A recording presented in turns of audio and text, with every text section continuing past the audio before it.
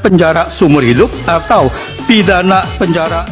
ini yang D, penyimpangan kebijakan APBN 2024 dengan memperpanjang bantuan sosial tanpa persetujuan DPR, tanpa ditetapkan dengan undang-undang, masuk kategori tindak pidana korupsi seperti dimaksud pasal 3 ayat 1 Undang-Undang Nomor 31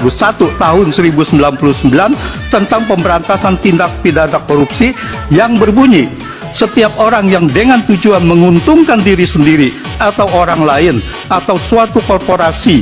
menyalahgunakan kewenangan, kesempatan, atau sarana yang ada padanya karena jabatan dan kedudukan yang dapat merugikan keuangan negara dan atau perekonomian negara, dipidana dengan pidana penjara seumur hidup atau pidana penjara paling singkat 1 tahun dan paling lambat 20 tahun. Paling lama 20 tahun.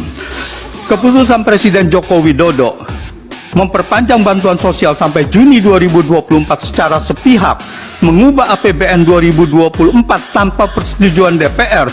tidak ditetapkan dengan undang-undang, dan perintah pemblokiran anggaran kementerian lembaga yang sudah disetujui DPR dalam Undang-Undang APBN tahun anggaran 2024 merupakan bentuk nyata penyalahgunaan wewenang jabatan presiden dengan tujuan menguntungkan Gibran. Penyimpangan APBN 2024 tersebut mengakibatkan kerugian negara senilai 50,15 triliun sesuai nilai anggaran kementerian lembaga yang diblokir untuk anggaran bantuan sosial tersebut. Terakhir, penyimpangan kebijakan APBN 2024 untuk kepentingan politik yang menguntungkan anak presiden Gibran melanggar pasal 1 angka 5 dan pasal 5 angka 4 Undang-Undang Nomor 28 Tahun 1999 tentang penyelenggaraan negara yang bersih dan bebas dari KKN. Pasal 1 angka 5 berbunyi, nepotisme adalah setiap perbuatan penyelenggara negara secara melawan hukum yang menguntungkan kepentingan keluarganya atau kroninya di atas kepentingan masyarakat bangsa.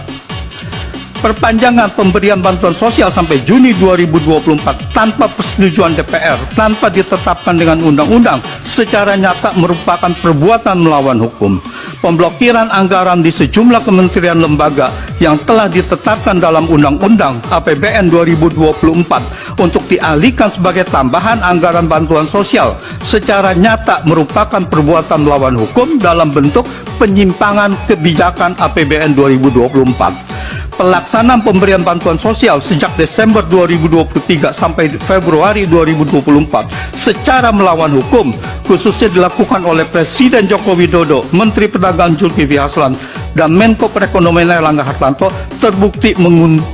menguntungkan Gibran. Hal ini tercermin dari pernyataan Zulkifli Hasan, Airlangga Hartarto yang secara terang-terangan mengajak masyarakat memilih paslon Prabowo Gibran.